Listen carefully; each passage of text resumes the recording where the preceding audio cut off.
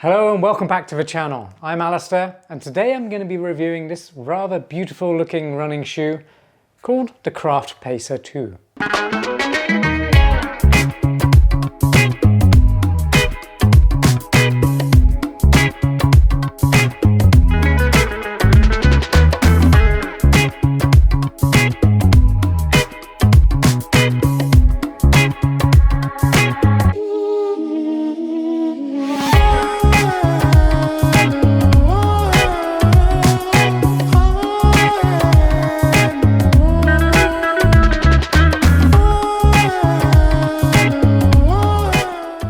Now, apart from looking really stylish, vibrant, generally really nice as a silhouette, the Pacer 2 is very much a daily trainer, but it is also a tempo running shoe. So it kind of bridges the gap between those two types of training sessions, and it does it really well. It's very lightweight, stable, breathable, and feels connected to the ground when running at pace. So that's a little bit of a background on the Craft Pacer 2. They cost $140, and I will let you know by the end of this review if I believe they're worth that price tag. By the way, that's very reasonable for a versatile daily trainer. They weigh 8.9 ounces or 252 grams. That's for a size US men's 9, my pair. Again, if you're not sure what that means in terms of how it compares to other shoes, well, it's pretty lightweight for a shoe like this. And it has a drop of 6mm from heel to toe. That's 37mm under the heel and 31mm under the toe. The upper is using a 2-layered engineered mesh using 50% recycled materials, which is nice to see. It's also very breathable and conforms well to your feet. And the midsole is using PX foam from Craft, and it's actually very responsive, but also got a nice amount of cushioning. It's very well balanced, and it's 20% lighter than traditional EVA foam. And then looking towards the outsole, there are sections of rubber compound, but there's quite a lot of areas with exposed foam as well. So far it's been holding up well in terms of durability because the rubber compound does extrude far enough away from the exposed foam so that there's no ground contact on the foam. When it comes to sizing and fit, the Pacer 2 is very much true to size in length.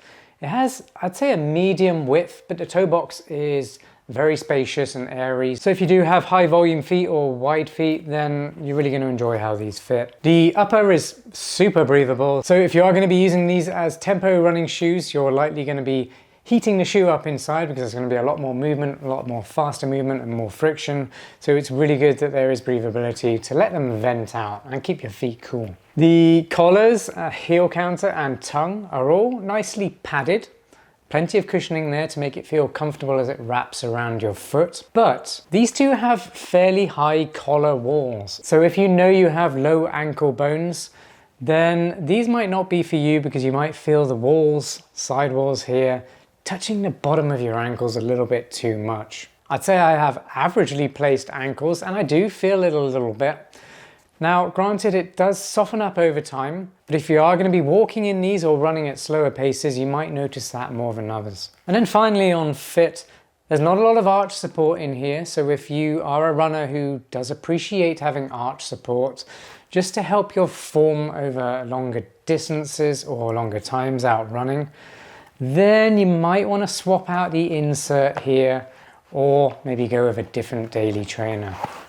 Insert is very easily removable, so if you do have an orthotic insole, then it's very easy to swap out. If you're enjoying this review so far, please give a video a like. Really appreciate it when you guys do that. And comment on this video if you've had experience with the Pacer 2 or the Pacer 1 that came before it. I'd love to know your thoughts on it, how you've been using it, and whether you enjoy it or not. That's really going to help people who visit this video and are deciding whether or not to buy it. Having all that extra information in the comments down below is going to help them decide if it's going to be a good shoe for them or not. And make sure you subscribe to my channel. I always keep things genuine, honest, and as insightful as possible to help you decide whether the shoes I'm currently reviewing are going to be best for you and your needs.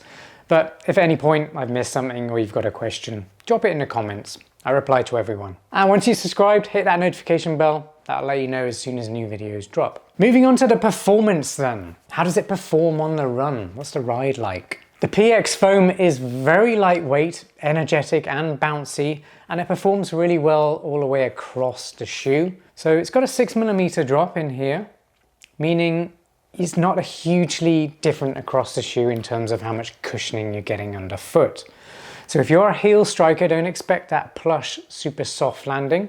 It's cushioned for sure, but it balances that cushion out well with a nice response when you're running.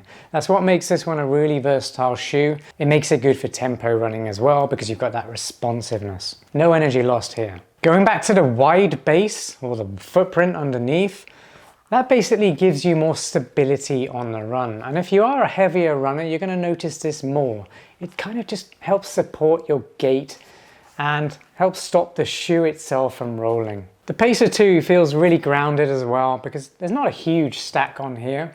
And when you pair that with the wide midsole, it just feels really grounded and you feel like you've got good control when you're running. If you're running around corners, or maybe you're running on cobblestones or anything like that, it just feels more stable and controlled. It's not a stability shoe, it's very much a neutral running shoe, but the geometry is there to help support you, that's what I'm saying. And of course, there's not really much arch support in this shoe either, so it's not going to be the best stability shoe if you are looking for true stability, in which case I'd recommend looking at those stability running shoes up there. That's my roundup of the best ones right now. If you look at that, that'll help you figure out which one's going to be best for you right now. The Pacer 2 is actually pretty lightweight as well for a daily trainer, weighing in at 8.9 ounces. It feels very lightweight on the run. And I like that because it helps me, or it encourages me to pick up my cadence.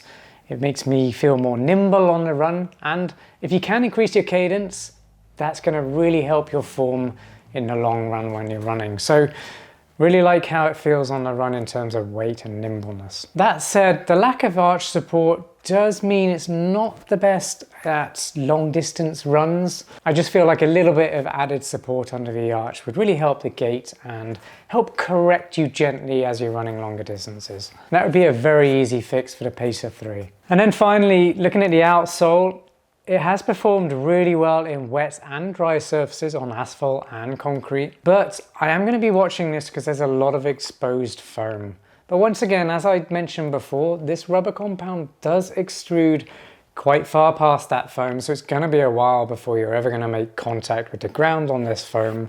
So I'm not worried about that as yet. I'm going to be using it for quite a bit longer. I'm going to keep using this one because I am enjoying it. So I will update this review in the comments if I do notice any odd durability issues popping up. If you're wondering where the Pacer 2 has placed on my best daily trainers roundup on alistairrunning.com, well, follow that link up there, that'll take you to that roundup. And on there, it's got all my favorite daily trainers right now. The best performing, the most comfortable ones based on all my testing. And although this shoe can be used as a tempo running shoe, I'm not going to be adding it to my tempo running shoes roundup just because it's not dedicated enough, it's not tailored enough to be a specific tempo running shoe, even though it handles tempo runs pretty well. Well, it's time for my final verdict and whether or not it's worth $140. Well, yes, the Craft Pacer 2 is definitely worth $140. That's very reasonable for a versatile daily trainer. That can be used as a entry-level tempo running shoe as well.